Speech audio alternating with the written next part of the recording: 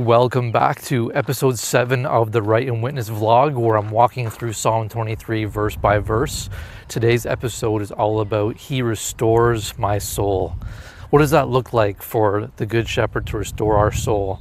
What is restoration, and how do we live that out in our lives each and every day? I'm going to go over all that and more, but excited to step into this part of Psalm 23 as we lean on the Good Shepherd, that is Jesus, to help us walk through the journey of life and to have our souls restored each and every day. Let's go. Psalm 23 reads, "The Lord is my shepherd, I shall not want. He makes me lie down in green pastures. He leads me beside quiet waters. He restores my soul. He guides me in the paths of righteousness for his name's sake. Even though I walk through the valley of the shadow of death, I fear no evil, for you are with me. Your rod and your staff, they comfort me. You prepare a table before me in the presence of my enemies. You have anointed my head with oil, my cup overflows. Surely goodness and mercy follow me all the days of my life, and I will dwell in the house of the Lord forever." Amen.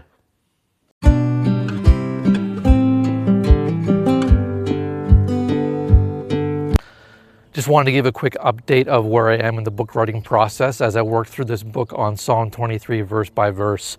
I started off with the story of David and getting to know him, the author behind Psalm 23. And then we stepped into sheep and shepherds and knowing the characteristics of each of those. As we stepped into Psalm 23 itself, it was the Lord is my shepherd and understanding what it means for the Lord to be our shepherd. Then I moved to I shall not want, which also means I lack nothing. Understanding that as Jesus is the good shepherd, that I lack truly nothing. And then I stepped into he leads me to green pastures, and then he leads me beside still waters. Understanding that both of those places aren't possible to reach unless the shepherd leads you there. And now I'm looking at he restores my soul.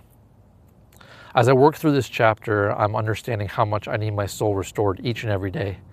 Not just my mind, my will, and my emotions, but my whole life. So I'm going to break down what that means and go into quite some detail of the Hebrew origin of the word restore and soul, and really understand what it means when it says he restores my soul. And also understanding that our soul can't be restored fully unless it's done by Jesus and it's done by the Good Shepherd. And also understanding as well that he's the one that does the restoring, and the restoring is a daily process. It's something that takes place continuously. It's not one-time thing. He's constantly restoring us. So yeah, just wanted to share that update. I'm looking forward to tapping into this part of the book, and we're getting about halfway done to the book. So excited, and let's keep on going.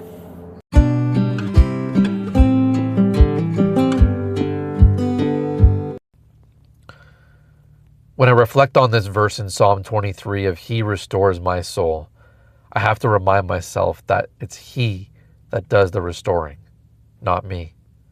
Now, who's the he in the situation? The he is the good shepherd that because he is my good shepherd, I lack nothing. Because he is my good shepherd, he leads me to green pastures. He leads me beside the still waters, and he restores my soul. My soul, my mind, my will, and my emotions. He restores my thinking when my thinking gets overwhelming and I go astray. He restores my will, my choices. He helps me through that, and he brings me back to him in the midst of choosing something away and aside and outside of his will for my life. And he restores my emotions. All the feelings, all the emotions, the anxiety, the depression, the stress, the fear, the guilt, the shame, everything that I go through, the Good Shepherd Jesus restores that. He refreshes it. He renews it. He makes it new because we are made new in Christ Jesus. And I think so much of my life I have tried to do the restoring myself. And that's not to say that I don't have a part to play, but I've tried to listen to countless podcasts and sermons and read books and go to therapy and go to groups, hoping and praying that the restoration will fully be complete. And when it's not, I think, God, what's wrong with me? I'm doing all these things that the world says to do. But I think it also comes back to a place of surrender and a place of control and a place of trust. I need to surrender that He's the one that does the restoring. Apart from Him, I can do nothing. I need to understand that my desire for control in this situation is actually holding me back, and I need to relinquish control, surrendering that to Him. And then it comes down to trust. Trusting that He will do what He says He will do. Trusting that He is who He says He is. Trusting that He will restore my soul, my mind, my will, and my emotions. As I learn to surrender more, as I learn to relinquish control, and as I learn to trust Him more, He can fully restore my soul, my mind, my will, and my emotions. But until then, I have to understand that the more I try to do on my own, the more that I'll be out of sort and off kilter and not knowing how to get better.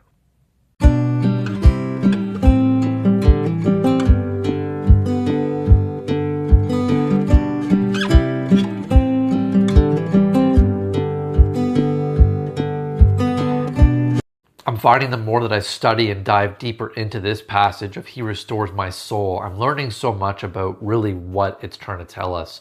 Not just the surface level of He takes care of my mind, my will, and my emotions, but it's so much deeper and so much more beautiful as we look at the original intent of restore. Now I'm looking at the Strong's Concordance here with restore and soul.